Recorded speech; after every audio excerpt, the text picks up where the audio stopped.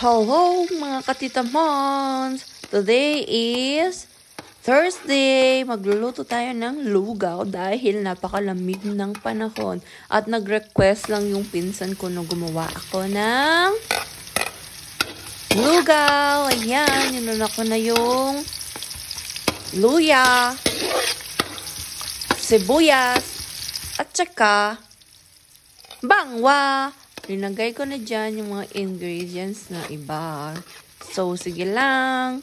Gogo tayo mong gogo. Tsaka tayo ilagay yung chicken. Lugaw na chicken po ang aming lulutuin ngayon. So, sige lang. Hintayin natin maluto yung ating chicken. And then, yan, nilagyan ko siya ng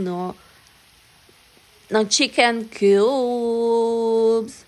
So, ayan, malapit na maluto yung ating chicken dyan para hindi malansa yung ating lugaw. Pakaluto tayo pong masalesen Baitang manyaman niya po. Ayan, habang panay mo yung maluto, ginawa kong bawang. Itang pang-toppings. Ayan, nilagay na natin yung